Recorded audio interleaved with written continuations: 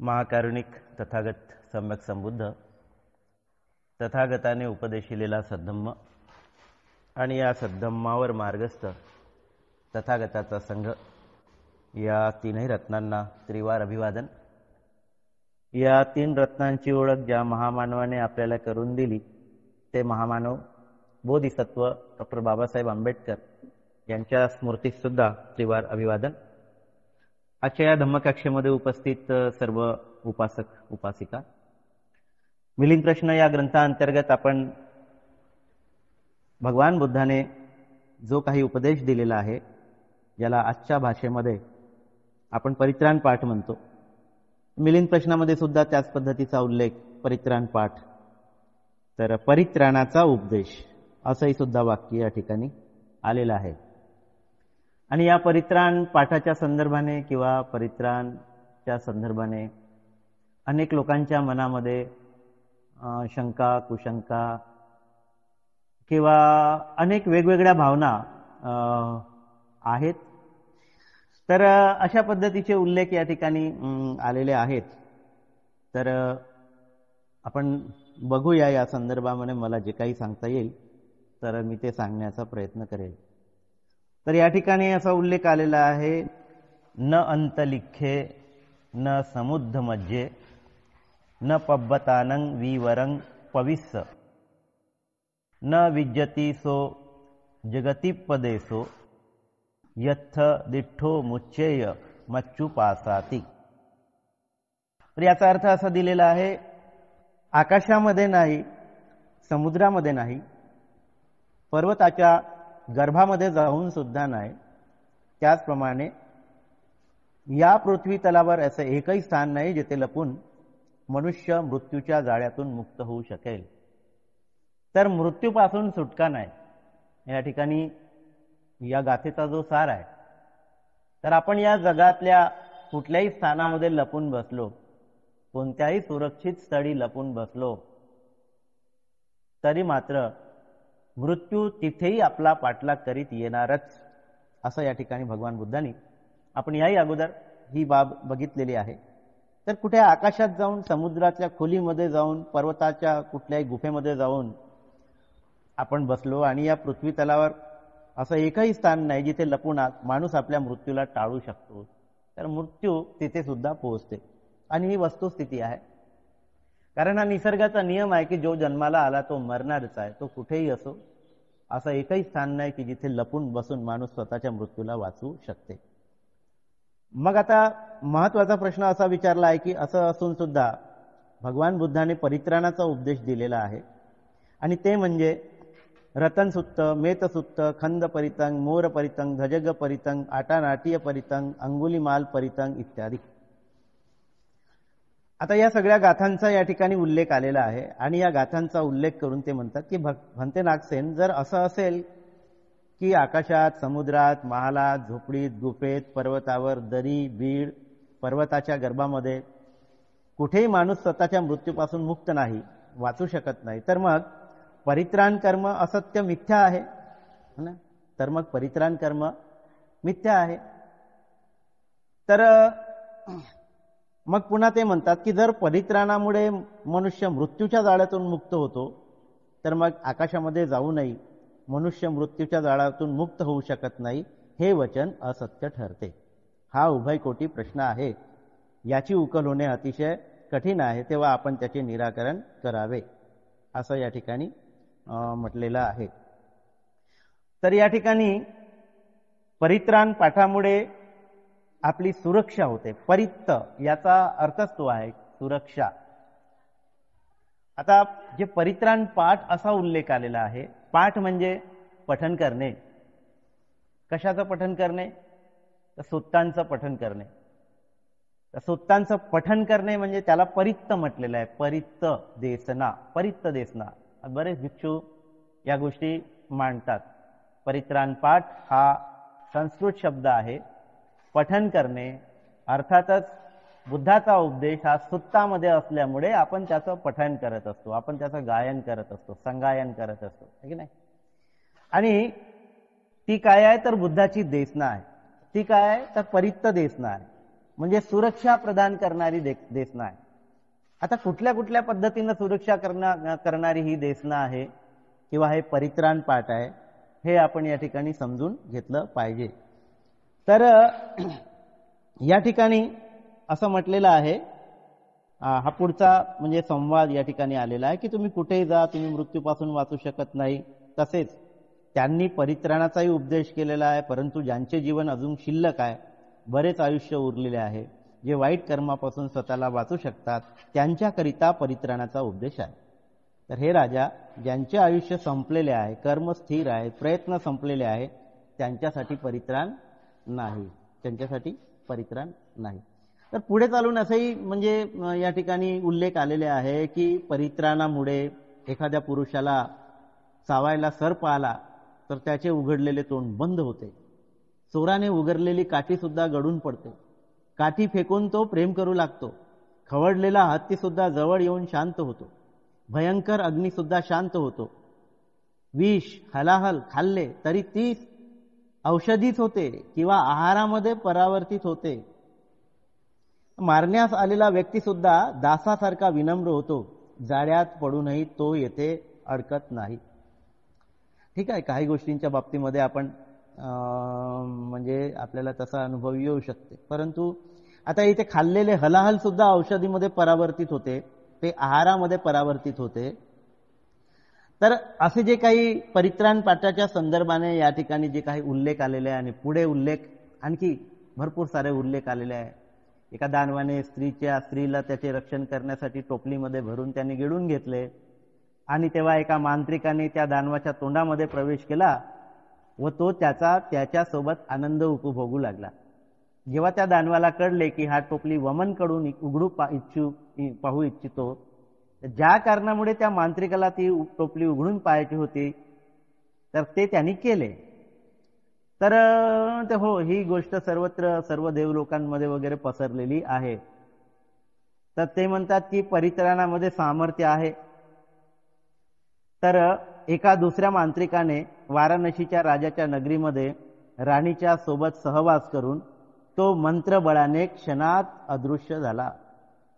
वाराणसीचा मांत्रिक राजाच्या नगरीमध्ये राणीसोबत सहवास करून मंत्रबळाने क्षणात अदृश्य झाला. काय करून? सोबत करून, सहवास करून. चांगलं काम केलं की दूषित काम केलं? निश्चितच दूषित काम केलं. मग पुढे असं म्हटलेलं आहे की होय म्हणते, तो परित्राणाच्या सामर्थ्यामुळे असे करतो. आता परित्राणामुळे काय हे सामर्थ्य लाभते की त्याने अशा पद्धतीनं राणीच्या महालामध्ये जाऊन तिच्यासोबत दुष्कर्म करावं आणि आपल्या मंत्रबळाने है ना तर तो अदृश्य व्हावा? तर ह्या ज्या गोष्टी आहेत त्या डोक्याला झणझणी आणणाऱ्या आहेत है ना.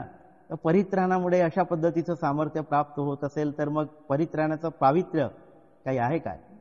तर हे राजा, काहींचे रक्षण होते, काहींचे होत नाही. तर हे जे काही या ठिकाणी अशा पद्धतीचे संदर्भ आलेले आहेत है ना, आणि या संदर्भाचे ज्या वेळेस आपण अर्थ लावण्याचा प्रयत्न करतो तेव्हा यातून काहीही आपल्याला म्हणजे कळायला मार्ग नाही की असं कसं होऊ शकते है ना. तर आणि हे खरोखरच बाब आहे. या ठिकाणी जे उदाहरण दिलेले आहे त्या उदाहरणावरून तरी है ना. तर मग आपण या ठिकाणी एक गोष्ट समजून घेण्याचा प्रयत्न करूया की आपण आपल्या जीवनामध्ये उत्पन्न होणाऱ्या संकटांना टाळण्याचा प्रयत्न करत असतो. आपल्या जीवनामध्ये संकट उत्पन्न होऊ नये, आपल्याला दुःख होऊ नये, आपल्याला त्रास होऊ नये, यासाठी आपण अनेक उपाययोजना करतो ना. सुखानं झोपता यावं त्यासाठी आपण चांगल्या गादीचा उपयोग करतो. स्वतःची सुरक्षा करण्याकरता आपण एसीचा वापर करतो. तर अशा अनेक बाबी आहे. गाडी असेल, गाडीला तो सीट बेल्ट लागलेला असतो, ते समोर काहीतरी लागलेलं असतं, त्याला काय सेफ गार्ड म्हणतात. तर ऍक्सिडेंट झाला तरी त्यापासून आपली सुरक्षा व्हावी, अशा या सुरक्षा यंत्राचा आपण वापर करून स्वतःला सुरक्षित करण्याचा प्रयत्न करतो. तर या अनेक गोष्टी आपण आपल्या सुरक्षेसाठी करत असतो, परंतु त्या काही कायम सुरक्षा आपल्याला प्रदान करू शकत नाही. तर असं सुरुवातीलाच म्हटलेलं आहे की मृत्यू पासून तुम्ही वाचू शकत नाही. मृत्यू कुठे ना कुठे तुम्हाला येणार. तुम्ही कितीही स्वतःच्या भोवती सुरक्षा कवच निर्माण केलं तरी ते सुरक्षा कवच भेदून मृत्यू तुमच्यापर्यंत पोहोचणार. पण आपण आपल्या आंतरिक सुरक्षेसाठी सुद्धा काहीतरी करण्याची गरज आहे. आणि बुद्धाचा धम्म आपल्याला आपल्या आंतरिक सुरक्षेसाठी एक प्रकारे एक सुरक्षा कवच आपल्या भोवताल निर्माण करत असते. आणि ते सुरक्षा कवच कशामुळे निर्माण होते? तर धम्मामुळे निर्माण होते. आणि त्या धम्माच्या सुरक्षा कवच ज्या व्यक्तीकडे असेल त्या व्यक्तीचं अनेक गोष्टींपासून रक्षण होते. तर म्हणून इथे ज्या पद्धतीनं ह्या गोष्टी सगळ्या आलेल्या आहेत की परित्राण पाठ केल्यामुळे आपल्या म्हणजे आपली त्यापासून सुरक्षा होते. तर आता आपण तर अनेक लोक परित्राण पाठ करतो, आपल्या अनेक लोकांच्या घरी परित्राण पाठ होतात. मग कलह त्यांच्या घरचे संपले काय? मग त्यांच्या घरचे झगडे संपले काय? मग त्या कुटुंबातल्या मनातील लोकांच्या मनातील द्वेष संपला काय? लोभ संपला काय? अज्ञान संपलं काय? नाही संपलं ना.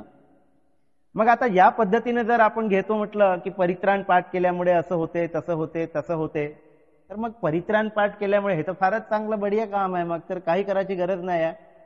परित्राण पाठ करायचं आणि मग आपल्याला जे इच्छित आहे ते प्राप्त करून घ्यायचं.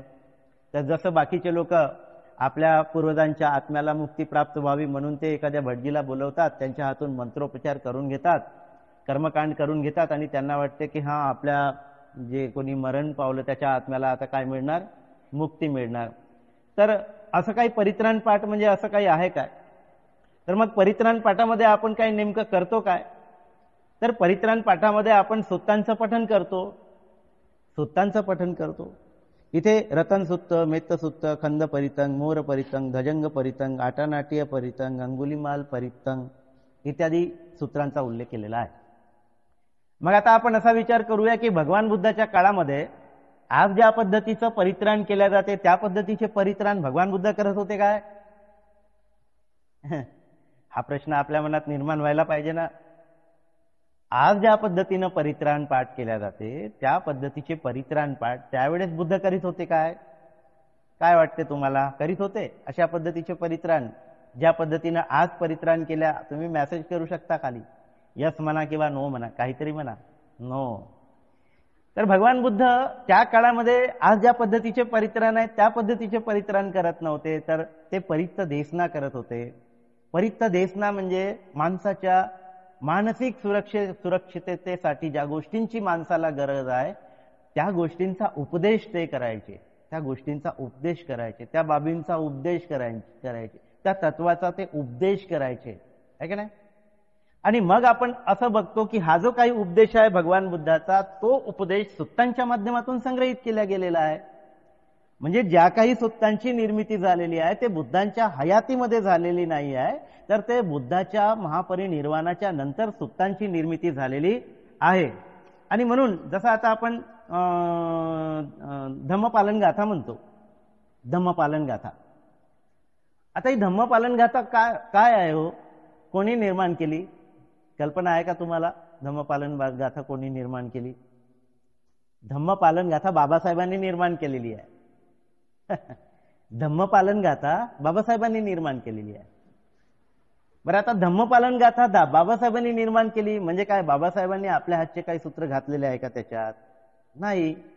तर धम्मपदामध्ये ज्या वेगवेगळ्या वग्गामध्ये, वेगवेगळ्या वर्गामध्ये ज्या काही गाथा आलेल्या आहेत त्या गाथांना त्यांनी संकलित केलं. एका वेगळ्या वग्गातून त्यांनी ते सब्ब पापस्स करण ही गाथा उचलली. दुसऱ्या एका वग्गामधून धम्मचारी सुखं सेती अस्मी लोके परमहिच ही गाथा उचलली.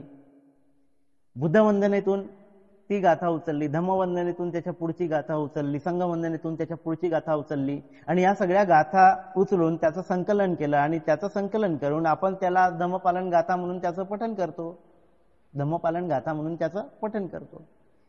आता या ठिकाणी आपण जी काही वंदना घेतो त्या वंदनेमध्ये आपण जी काही वंदना म्हणतो ना, पूजा काही जे काही आपण करतो त्या पूजेमध्ये ज्या गोष्टी आलेल्या आहेत त्या गोष्टी काय आहे? तर मी बुद्धाची पूजा करतो, मी बुद्धाला पुष्प अर्पण करतो, मी बुद्धाला दीप अर्पण करतो. तर अशा पद्धतीने या ठिकाणी बऱ्याच गोष्टी आलेल्या आहेत, आहे की नाही? तर त्याच पद्धतीनं भगवान बुद्धाचे जे काही अस्थी आहेत त्या अस्थींची मी पूजा करतो, ते बुद्धरूपच आहेत, अशा पद्धतीनं सुद्धा या ठिकाणी उल्लेख आलेले आहेत की नाही. तर अशा पद्धतीनं या सगळ्या गोष्टी आलेल्या आहेत. बुद्ध धम्मंच संग सुगत तनुभुवा धातु धातु गभ्भे लंकाय जंबुदीपे तिदस पूर्वरे नागलोकेच थूपे सभ्ये बुद्धस्स बिंबे सकल दस दिसे केस लोमादी धातू वंदे. केस लोम आदी हे सगळे बुद्धाचे म्हणजे बुद्धरूपच आहे. अशा या बुद्धरूपाची मी पूजा करतो. आता हा जर उल्लेख या ठिकाणी आलेला असेल तर तो उल्लेख बुद्ध जिवंत असताना आलेला आहे का? तर तथागत जिवंत असतानाचा हा काही उल्लेख नाही. तर हा उल्लेख कसा आहे? तर हा उल्लेख आहे बुद्धांच्या महापरिनिर्वाणानंतर ज्यावेळेस त्यांच्या अवशेषाची विभागणी झाली त्या अवशेषाच्या संदर्भाने ही सुद्धा बुद्ध रूप आहे, अशा पद्धतीने या वंदनेमध्ये त्याचा उल्लेख आलेला आहे. मग आपण ज्या काही गाथा पाहतो त्या गाथेमध्ये आपल्याला असं उल्लेख आढळून येतो, एवं मे सुत्तंग एकं समयं भगवा सावतीयं विहरते जेतवने अनाथ पिंड कसारामे अत्तको यतरा देवता भग रत्तिया वगैरे वगैरे जो काही उल्लेख आलेला आहे ना, तर भगवंतं गज्जभासी ना, अशा पद्धतीचे जे उल्लेख आलेला आहे तो उल्लेख काय दर्शवते की मी असे ऐकले आहे की एकेकाळी भगवान बुद्ध अनाथ पिंडकाच्या जेतवनामध्ये आराम करीत होते आणि त्या ठिकाणी काही लोक आले आणि त्यांनी काही प्रश्न विचारले, त्यावर भगवान बुद्धांनी असं असं उत्तर दिलेलं आहे.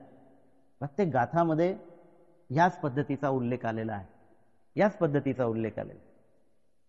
आणि म्हणून आपण हे बघतो की या ठिकाणी जे काही सुत्तांचे उल्लेख आलेले आहेत त्या सुत्तांमध्ये आहे काय नेमकं, या सुत्तांमध्ये काय उपदेश दिलेला आहे. आता या ठिकाणी रतन सुत्त आलेला आहे. रतन सुत्त कशाच्या संदर्भामध्ये आलेला आहे? तर रतन सुत्त वैशालीमध्ये ज्यावेळेस अकाल पडतो, ज्यावेळेस अनेक लोक रोगाने ग्रस्त होतात, जसा आता आपल्याकडे जो रोग आलेला होता चीनमधून, अशाच पद्धतीचं दुर्भिक्ष म्हणतात त्याला, असं दुर्भिक्ष निर्माण झालं, अनेक लोक मरायला लागली. अशा वेळेस तथागत वैशालीमध्ये जातात आणि वैशालीमध्ये जाऊन बुद्ध उपदेश करतात. आपल्या मैत्री बळाने, आपल्या करुणा बळाने त्या ठिकाणी सर्वांवर मैत्री करून, नाही का, तर त्या ठिकाणचं जे काही इतरही अनेक गोष्टी तिथे ते करायला लावतात, नाही का. तर काही जसं डॉक्टर एखाद्या गोष्टी बद्दल एखाद्या पेशंटला माहिती देते आणि त्यांना हे करू नको, ते करू नको, ते करू नको, या सुरक्षेसाठी आपण असं केलं पाहिजे, नगरपालिका अभियान राबवते, नाल्या स्वच्छ करणं वगैरे वगैरे, अशा अनेक बाबी बुद्धांनी त्या ठिकाणी त्या लोकांकडून करून घेतल्या आणि आपल्या करुणा आणि मैत्रीच्या बलाने त्या ठिकाणी जे दुर्भिक्ष निर्माण झालेलं होतं ते दुर्भिक्ष त्यांनी त्या ठिकाणी दूर केलेलं आहे, ठीक आहे, असं आपल्याला पाहायला मिळते. आणि म्हणून त्यामध्ये काय उल्लेख केलेला आहे? त्यामध्ये असा उल्लेख केलेला आहे की 1 करोड देवता ज्यांच्या आज्ञेचे पालन करतात. आता भगवान बुद्ध जे अलौकिक आहे त्यांची अलौकिकता सिद्ध करण्यासाठी अशा पद्धतीच्या शब्दांचा वापर त्या काळामध्ये लोकांनी केलेला आहे बुद्धाचं श्रेष्ठत्व सिद्ध करण्याकरिता. म्हणून इथे म्हटलंय 1 लाख करोड देवता. कोण मोजायला गेलं? कोण मोजायला गेलं 1 करोड देवता, 1 लाख करोड देवता? कोणीच मोजायला गेलं नाही. पण मात्र इथे उल्लेख करताना ज्या लोकांनी अशा पद्धतीच्या गाथांचा म्हणजे गाथा रचल्यात त्यांनी लिहिलं कोटी सहस्र सहेसु चक्कवालेसु देवता, कोटी शतसहस्रेसु चक्कवालेसु देवता. 1 लाख करोड देवता ज्यांच्या आज्ञेचे पालन करतात, नाही का. तर हे भगवान बुद्धाची महानता सिद्ध करण्यासाठी अशा पद्धतीचे शब्द वापरले गेलेले आहे. आता आपण जसंच्या तसं याला डिफाईन करतो म्हटलं तर मग आता आली मुश्किल. 1 लाख करोड देवता, तर प्रश्न उपस्थित होईल, सांगा बरं त्या कोणत्या 1 लाख करोड देवता आहे, कोणी पाहिल्या, कुठे आहेत, कुठे वास्तव्यात आहेत वगैरे वगैरे अनेक प्रश्न निर्माण होतात. म्हणून या अशा अलंकारिक भाषा आपल्या आदर्शांचं श्रेष्ठत्व सिद्ध करण्यासाठी वापरल्या गेलेल्या आहेत, त्यामुळे त्याला शब्दशः घेण्याची गरज नाही आहे. आणि मग ज्याने लवकरच वैशाली नगरात रोग, अमनुष्य आणि दुर्भिक्ष या 3 प्रकारच्या उत्पन्न झालेल्या भयापासून ज्या परित्राणाने मुक्त केले, इथे काय उल्लेख आहे? ज्या परित्राणाने मुक्त केले त्या परित्राणास आम्ही म्हणत आहोत. ज्या परित्राणाने मुक्त केले त्या परित्राणास आम्ही म्हणत आहोत. आम्ही मग काय म्हणत आहोत? तर आम्ही या ठिकाणी म्हणत आहोत यानी द भूतानी समागतानी भूमानी वायानी वहंतलिके सब्बेव भूता सुमना भवंतु अतोपि सकश्च सुनंतु भासितं वगैरे वगैरे खूप मोठी सारी गाथा आहे. मग काय अर्थ आहे या गाथेचा? तर या गाथेचा अर्थ आहे की जे भूमिगत किंवा अंतरिक्षातील प्राणी येथे जमले असतील, आता त्या ठिकाणी कोणते भूमिगत प्राणी जमलेले आहे, कोणते अंतरिक्षामधील प्राणी जमलेले आहे, तर असेल कोणी तर आले बाबा भगवान बुद्ध त्या काळात अलौकिक होते, त्यांना ऐकण्यासाठी अनेक सत्व त्या ठिकाणी येत होते असा बराचसा उल्लेख या ठिकाणी आलेला आहे. आले असेल, आपण तसं समजूया, नाही का? ठीक आहे. तर ते सर्व प्राणी, आता पुढचं महत्वाचं आहे, ते सर्व प्राणी आनंदित होत आणि सुभाषित आदरपूर्वक ऐकवत. मग पुढे काय उल्लेख आलेला आहे? म्हणून सर्व प्राण्यांनो हे एका मनुष्य जातीवर प्रेम करा. रात्रंदिवस मनुष्य तुमची जोपासना करतात, म्हणून त्यांचे तुम्ही सावध रक्षण करा. काय उल्लेख आलेला आहे गाथामध्ये? मनुष्य जातीवर प्रेम करा असा उल्लेख आलेला आहे ना. मनुष्य जातीवर प्रेम करा. मग पुढे काय आलेलं आहे? तर ध्यानस्थ ज्या निश्चल मनाच्या शाक्य मुनीने तृष्णा क्षयमय विरागमय अमर असा जो उत्तम धर्म जाणला, त्याच्यासारखा दुसरा नाही. धर्माचे ठाई वसणारे हे उत्तम रत्न आहे. ह्या रत्नांचे स्मरण केल्याने तुमचे कल्याण होईल. काय म्हटलेलं आहे इथे? या गाथेचं पठन केल्याने तुमचं कल्याण होईल असं म्हटलेलं आहे. काय तर या गाथेचं पठन केल्याने तुमचं कल्याण होईल असं म्हटलेलं नाही. त्यांनी असं म्हटलेलं आहे या गाथेमध्ये, गाथा लिहिणाऱ्यांनी, की धर्माचे ठाई वसणारे जे उत्तम रत्न आहे, त्या रत्नांचे स्मरण केल्याने तुमचे कल्याण होईल असं म्हटलेलं आहे, है ना. मग पुढे म्हटलेलं आहे की ज्या शुद्ध समाधीची बुद्ध श्रेष्ठाने प्रशंसा केली, जिला ताबडतोब फल देणारी म्हणतात. कशाला? समाधीला. त्या समाधीसारखी दुसरी नाही. धर्माचे ठाई बसणारे हे उत्तम रत्न आहे. या रत्नांचे स्मरण केल्याने तुमचे कल्याण होईल. स्मरण केल्याने म्हणजे काय? बुद्धाचं स्मरण करतो म्हणजे नेमकं काय करतो आपण? तर बुद्ध गुणांना स्वतःमध्ये विकसित करण्याची प्रेरणा आपण त्यांच्याकडून घेतो आणि ते विकसित करण्याचा प्रयत्न करतो. फलित तेव्हाच तर येईल ना त्याचं. नाही तर मग बुद्धाच्या समोर अगरबत्ती घेऊन नुसतं फिरवल्यानं आपल्याला काही प्राप्त होणार आहे का? म्हणून ह्या गाथेमध्ये जो अर्थ आहे तो जर समजणार नसेल आणि एखादी भिक्षू जर या ठिकाणी येऊन आणि तो ठिकाणी या ठिकाणी तो म्हणत असेल, यानी द भूतानी समागतानी भूमानी वायानी वहंतलिके सभ्यव भूता सुमना भवंतु. गाथा म्हणणाऱ्यालाही त्याचा अर्थ माहित नाही आणि ऐकणाऱ्यालाही त्याचा अर्थ माहित नाही, है ना. नुसतंच पोपटपंची चाललेली आहे, पोपटपंची ना. त्या म्हणणाऱ्याला तरी आहे, किती लोकांना, किती भिक्षूंना त्याचे अर्थ माहित आहे सांगा बरं, विचारा बरं त्यांना. कधी एखाद्या भिक्षूला परित्राणाला बोलवा आणि त्याचे अर्थ विचारा, सांगता येतात का? मग बघा, माहित नाही अर्थ, पण गाथा मुखपाठ झालेल्या आहे. 10 गाथा 20 गाथा म्हणाल ना तर असे स्पीडनं म्हणतात, अशा स्पीडनं म्हणतात की बापरे बापरे, सुपर एक्सप्रेस पेक्षाही फास्ट, नाही का. ऐकणाऱ्यालाच कळत नाही तो कोणत्या शब्दांचा उच्चारण करीत आहे आणि ऐकणाऱ्याला त्याचा अर्थही कळत नाही. आणि मग अशा परिस्थितीमध्ये ऐकणारे बसून असतात बिचारे आणि तो जो कोणी भिक्षू असेल तो त्याचं पठण करत राहतो. अर्धा घंटा झाला, 1 घंटा झाला, लोक उतावीळ व्हायला लागतात, लोक परेशान व्हायला लागतात, लोक कासावीस व्हायला लागतात, लोक अशांत व्हायला लागतात. परित्राणामुळे लोक अशांत व्हायला लागतात. काही कळत नाही ना, अर्थच कळत नाही. आणि अर्थ कळत नसल्यामुळे त्यांची पोपटपंची सुरू, यांचं ऐकणं सुरू आणि मनामध्ये असे भाव उत्पन्न होतात की अरे यार कधी संपते यार, किती वेळ झाला. होते की नाही? तुमचा काय अनुभव आहे? तुमचाही तोच अनुभव आहे, नाही का. कारण हे अनुभव मी सुद्धा घेतलेले आहे इतक्या वर्षापासून. अनेकदा परित्राणापणे बसलं की पाय दुखाचे, पाठ दुखाचे, डोक्याला झणझणी यायची. भंतेंचं परित्राण सुरूच आहे, भंतेंचं परित्राण सुत्तपठण सुरूच आहे. आणि ज्याने परित्राण अरेंज केलं त्यांना असं वाटते की बापरे, भंतेंना बोलावलं आणि इतके सारे सुक्त त्यांनी पठण केले, तर आता माझ्या घरी तर खूप सारी सुख शांती येईल. दुसऱ्या दिवशी पाहिलं तर नवरा बायकोचा झगडा झाला त्यांच्या घरी. आज परित्राण झालं, उद्या झगडा झाला. हे फलित आहे का परित्राणाचं? मग नेमकं परित्राणाचं जे फलित आहे ते कुठे आहे? तर नेमकं परित्राणाचं जे फलित आहे ते याच्यामध्ये आहे. त्या ठिकाणी जे म्हटलेलं आहे, बुद्धाने कशाची प्रशंसा केलेली आहे? तर बुद्धाच्या ठाई असणाऱ्या जे गुण आहेत ते उत्तम रत्न आहे, त्याचे स्मरण करा, त्याला फॉलो करा, ते आचरणात आणा. बुद्धाने शिकवलेली समाधी ही शुद्ध आहे, ती श्रेष्ठ आहे, ती फळ देणारी आहे, त्यासारखी दुसरी नाही. म्हणून धम्माची ठाई बसणारे हे जे काही उत्तम रत्न आहे ना, अमूल्य ठेवा आहे, त्याला आपल्यामध्ये विकसित करा, त्याचे स्मरण करा, त्यामुळे तुमचे कल्याण होईल. पुढे म्हटलेलं आहे की सज्जनांना प्रशंसनीय ज्या 8 व्यक्ती ज्यांच्या 4 जोड्या होतात, श्रोतापन्न प्राप्त मार्गस्थ, सकृदागामी फळ प्राप्त मार्गस्थ, अनागामी फळ प्राप्त आणि मार्गस्थ, अहर्तपद प्राप्त आणि मार्गस्थ, ह्या 8 जोड्या या ठिकाणी अठ्ठपुरीस पुग्गला असं म्हटलेलं आहे. सज्जनांच्या 4 जोड्या है ना.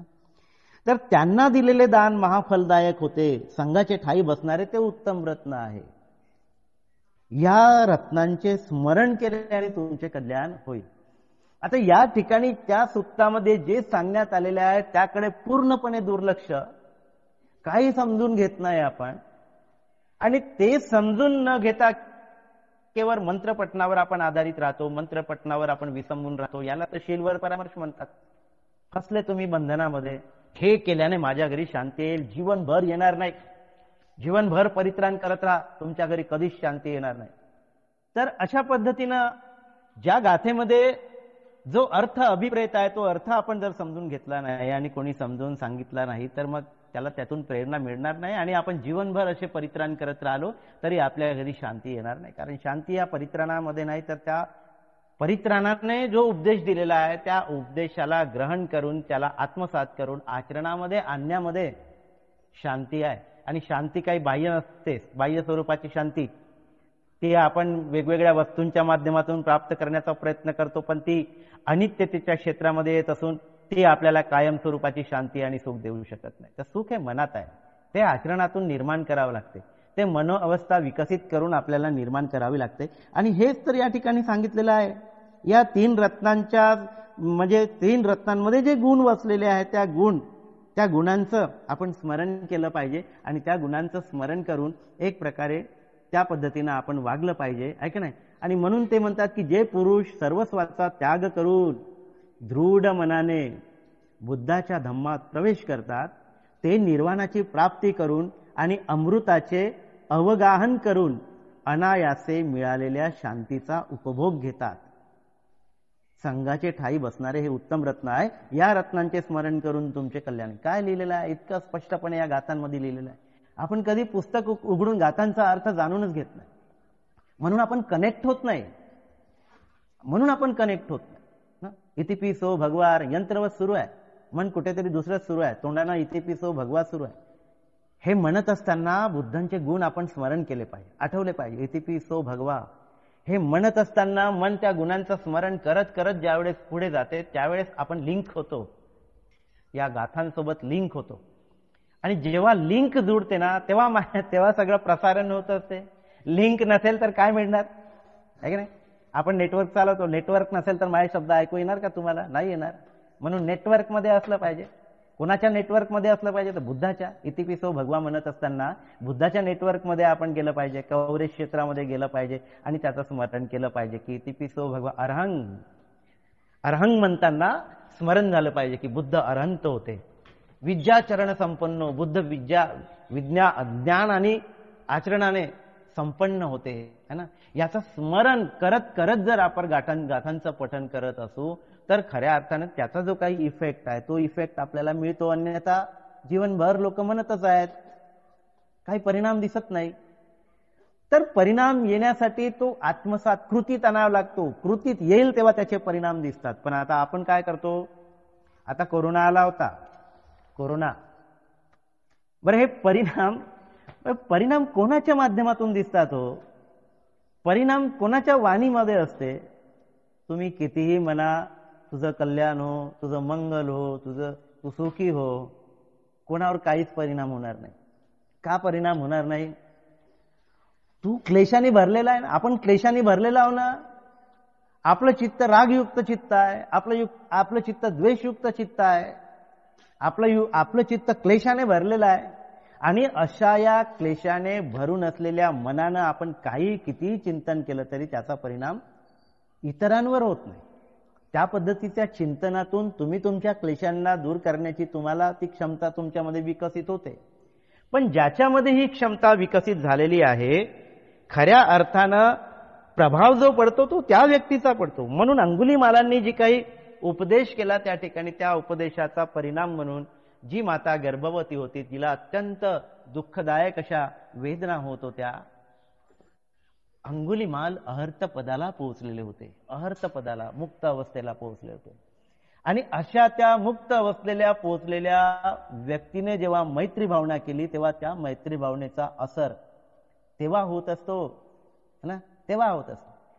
पण आता कोरोना कालामध्ये आम्ही बघितलं अनेक भिक्खूंनी रतनसुत्ताचं पठण केलं. आता रतनसुत्तामध्ये काय उपदेश आहे तो आपण आता या ठिकाणी थोडासा अनुवाद मी तुमच्या समोर सांगला. तो अनुवाद ऐकून जर एखाद्या व्यक्तीने ग्रहण केलं तर त्याच्या भोवती एक प्रकारचं सुरक्षा कवच निर्माण होऊ शकते. कुठल्याही विपरीत परिस्थितीमध्ये तो स्वतःच्या मनाची शांतता ढळू देत नाही, तो सुखाच्या अवस्थेमध्ये राहू शकतो. हेच तर सुरक्षा कवच आहे. हे सुरक्षा कवच तुमच्या आजूबाजूला तुम्ही निर्माण केलेलं आहे तुमच्या आचरणातून, तुमच्या ध्यानातून. आणि म्हणून तुम्हाला ही जी काही बाधा आहे ती बाधा, या बाधांपासून तुमचं मन मुक्त होत असते, सुरक्षित होत असते, आहे की नाही. पण आपण काय केलं, आमच्या भिक्षूंनी काय केलं, विहारांमध्ये भोंगे लावायचे आणि त्या भोंग्यासमोर माईक समोर बसायचे आणि रतनसुत्ताचं पठण करायचं. कशासाठी? हे जे काही कोरोनाचं दुर्भिक्ष आलं आहे त्या कोरोनाच्या दुर्भिक्षाचा निवारण व्हावं यासाठी अनेक विहारातून रतनसुत्ताचं पठण केलं गेलं. रतनसुत्ताचं पठण कोणी केलं?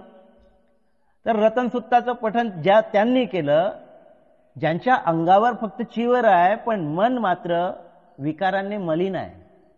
मन द्वेषमुक्त नाही, मन लोभमुक्त नाही, मन वासनामुक्त नाही. अशा पद्धतीनं क्लेश ग्रसित असलेल्या व्यक्तीने, कपडा काय आहे हो, कपड्याला महत्व नाही आहे. किंमत कपड्याची होत नाही, किंमत आचरणाची होते. मोल आचरणाचं होते, मोल ज्ञानाचं होते, मोल प्रज्ञेचं होते. आणि म्हणून माणसाने मोल प्रज्ञेचं केलं पाहिजे, ज्ञानाचं केलं पाहिजे, आचरणाचं केलं पाहिजे, शिवरचं नाही. लक्षात घ्या ही गोष्ट. म्हणजे मी कोणाच्या विरोधामध्ये बोलत आहे अशातला काही एक भाग नाही. जी वस्तुस्थिती आहे ती वस्तुस्थिती आहे की नाही. म्हणून मोल आचरणाचं होत असते. आणि एखादा आचरणशील व्यक्ती, एखादा प्राप्ती केलेला व्यक्ती, एखादा अपनोतापन्न व्यक्ती, सकृदागामी व्यक्ती, अनागामी व्यक्ती, ज्याचं चित्त अतिशय निर्मळ झालेलं असते, स्वच्छ आणि निर्मळ मनाच्या व्यक्तीने जर एखाद्याविषयी कल्याणाची भावना केली तर त्या कल्याणाच्या भावनेचं त्याला पुढच्या व्यक्तीला फलित होऊ शकतं, यात काहीही वाद नाही ना. तर ते रेस त्याच्यापर्यंत पोहोचत असतात.